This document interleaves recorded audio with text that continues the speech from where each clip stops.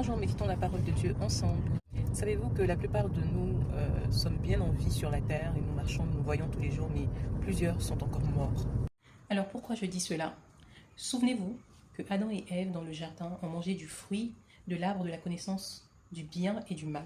Et lorsqu'ils ont mangé de cet arbre, qui est l'arbre de la connaissance du bien et du mal, certainement ils ont obtenu la mort. Cette mort, elle est spirituelle, mais elle est aussi physique, car l'homme, au jardin d'Éden, pouvait vivre éternellement.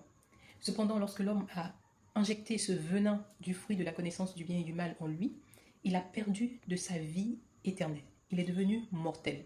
Bien que l'homme pouvait vivre pendant des années, souvenez-vous du nombre de vies de Noé, du nombre de vies d'Adam lui-même, mais à partir du moment où la chair de l'homme a été corrompue par les fils de Dieu, car les fils de Dieu ont vu les filles des hommes et sont allés avec eux.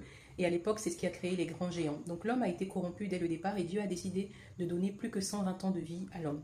Donc quand je dis que lorsqu'on est, on est déjà mort, c'est parce qu'en réalité, depuis le commencement, depuis la Genèse, nous avons perdu de notre vie éternelle.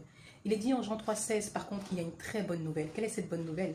Quelle est cette bonne nouvelle? En Jean 3,16, il est dit « Car Dieu a tant aimé le monde qu'il a donné son Fils unique, afin que quiconque croit en lui est la vie éternelle. » Je répète, car Dieu a tant aimé le monde qu'il a donné son Fils unique, afin que quiconque croit en lui ne périsse point, mais qu'il ait la vie éternelle. Donc, Jésus-Christ est venu nous redonner la vie. Jésus-Christ est revenu nous donner la vie éternelle.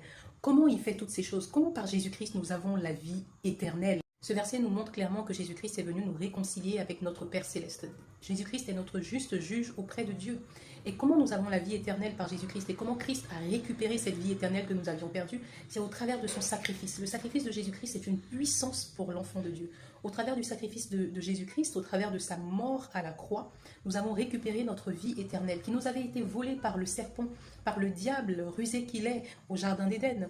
Nous n'avions plus le droit de nous approcher de l'Éternel car nous n'étions pas purs. Nous devions faire des sacrifices pour être purs à ses yeux. Mais avec le sacrifice de Jésus-Christ, nous n'avons plus besoin de faire des sacrifices éternels. Nous avons juste besoin de croire dans ce sacrifice, dans le sacrifice de Jésus-Christ pour bénéficier de cette vie éternelle. Au travers du sacrifice de Jésus-Christ, nous avons récupéré notre puissance et notre pouvoir.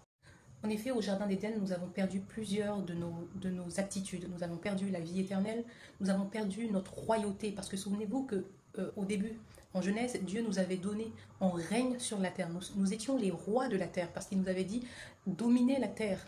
Dominer la terre, assujettissez-la. Au travers de l'assujettissement et de la domination sur la terre, et le mot dominer, dans sa traduction grecque étymologique, veut dire régner. Nous étions véritablement les rois de la terre, et le diable, au travers de sa ruse, a volé notre royauté, a volé tout ce que nous avions dès la Genèse, donc dès le jardin d'Éden.